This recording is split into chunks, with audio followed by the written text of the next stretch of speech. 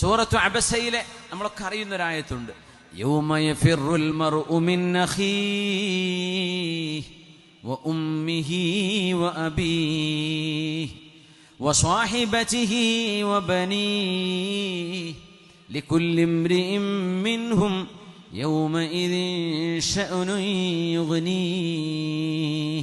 നാളത്തെ ദിവസം ഒരു മനുഷ്യൻ തൻ്റെ സഹോദരനിൽ നിന്ന് ഓടി മറയും, ഉമ്മയിൽ നിന്ന്, വ അബീഹി പിതാവിൽ നിന്ന് ഓടി മറയും, വ സ്വഹിബതിഹി ഭാര്യയിൽ നിന്ന്, വ ബനീഹി മക്കളിൽ നിന്ന്. എന്തിനാ ഓടുന്നതെന്നറിയോ? ഇടപാടുകളിൽ പ്രശ്നങ്ങൾ വന്നിരിക്കാൻ സാധ്യത കൂടുതൽ നമ്മോട് തൊട്ടടുത്ത് ജീവിക്കുന്നവരോടാണ്. ഏതോ നാട്ടുകാര് നമുക്ക് വല്ല ഇടപാടുണ്ടോ? അവരോട് ഒരിടപാടുമില്ല. നേരെമറിച്ച് ഉമ്മയോട്, വാപ്പയോട്, ഭാര്യയോട്, മക്കളോട്, ജ്യേഷ്ഠനോട്, അനുജനോട്, അവരോട് ചെയ്ത അനീതികൾക്ക് പകരം നാളെ ഹസനാത്ത് എടുത്തു കൊടുക്കേണ്ടി വരും എന്ന് പേടിച്ചിട്ടാണ് ഈ ഓടുന്നത് എന്ന് മഹാന്മാരായ മുഫസ്സിരീങ്ങൾ.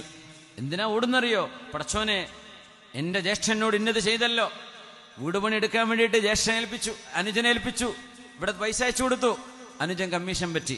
ആർക്ക്? സ്വന്തം ഏട്ടനുണ്ടായി കൊടുക്കുന്ന വീടാണ്, പക്ഷെ അനുജൻ കമ്മീഷൻ. എത്ര കമ്മീഷന്? ലോഡിറക്കിന് സിമെന്റിന് ഇത്ര, മണലിന് ഇത്ര, കമ്പിക്ക് ഇത്ര, ഇന്ത്യയുടെ ഡെക്കറേഷനിൽ ഇത്ര. ആര്?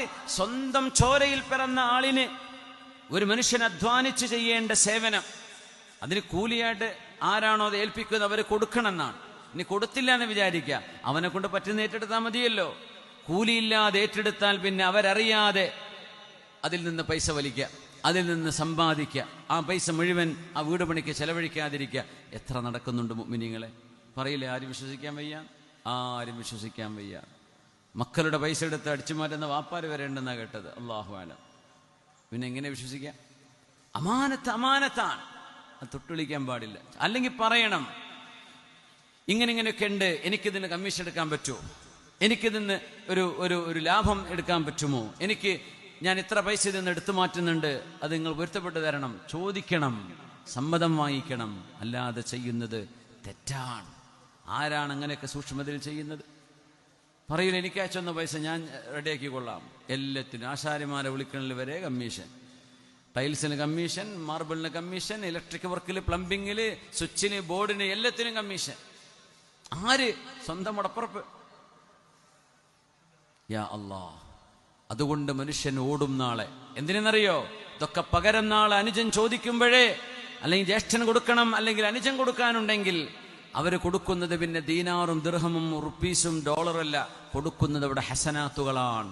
അത് കൊടുക്കാനില്ലാതെ ഇത് തീർന്നു പോയാൽ ഞാൻ നരകത്തിലേക്ക് പോകുമല്ലോ എന്ന് പേടിച്ച് അനുജൻ ജ്യേഷ്ഠനിൽ നിന്ന് ഓടി മറയുന്ന ദിവസമാണത്. യൗമ യഫിറുൽ മർഉ മിൻ അഖീഹി വ ഉമ്മിഹി വ അബീഹി. വാപ്പയോട്, ഉമ്മയോട് അനീതി ചെയ്തതിന് പകരം കൊടുക്കാൻ എൻ്റെ കയ്യിൽ ഒന്നുമില്ല എന്ന് പറഞ്ഞ് ഉമ്മയെ കണ്ടാലോടും, ഭാര്യയെ കണ്ടാലോടും, മക്കളെ കണ്ടാലോടും. അനീതി ചെയ്തതിൻ്റെ പേരിൽ. മക്കൾ 5 മക്കളുണ്ട്, 4 മക്കളുണ്ട്. ഒരാളോട് ഭയങ്കര സ്നേഹം, മറ്റൊരാളോട് സ്നേഹമില്ല. അല്ല ആൺകുട്ടികൾ മാത്രം സ്നേഹം, അല്ലെ പെൺകുട്ടികളോട് മാത്രം സ്നേഹം. ഉമ്മ, ഉപ്പ, ഇത് നിങ്ങളുടെ മക്കളല്ലേ, അവർക്ക് സ്നേഹം ഒരുപോലെ കൊടുക്കാൻ നിങ്ങൾ ബാധ്യസ്ഥരാണ്. പിന്നെ അവിടെ ചോയ്സില്ല. There are some non-negotiable facts. അതിൽപ്പെട്ടതാണ് ഇതൊക്കെ. ഒരു മക്കൾക്ക് ഉമ്മമാപ്പന്മാർ കൊടുക്കുന്ന സ്നേഹം വേർതിരിക്കരുത്, താഴ്ത്തിക്കാണരുത്. വരുമാനമുള്ള മോനും ഇല്ലാത്ത മോനും ഉണ്ടാവും. കൂടുതൽ വരുമാനമുള്ള മോനും ഒരു ജോലി ഇല്ലാതെ നടക്കുന്ന മോനുണ്ടാവും. പക്ഷേ പൈസ തരുന്നവനോട് മാത്രം ഒരു സ്നേഹക്കൂടുതൽ, മറ്റവനോട് വില വെക്കാതിരിക്കുക. ചെയ്യരുത്. നിങ്ങളുടെ ഉദരത്തിൽ നിന്ന് വന്ന നിങ്ങളുടെ ചോരയാണ് ഈ മക്കള്. അവർ സ്വാലിഹീങ്ങളായി ജീവിക്കുന്ന കാലത്തോളം അവർക്ക് നിങ്ങൾ ഈക്വലായി നീതിയോടുകൂടെ കൊടുക്കേണ്ടതാണ് സ്നേഹം. അതുകൊണ്ട് വാപ്പമാർ മക്കളെ കാണുമ്പോൾ ഓടും. മഹാനായ റസൂലുള്ളാഹി നിങ്ങൾ പഠിപ്പിക്കുക.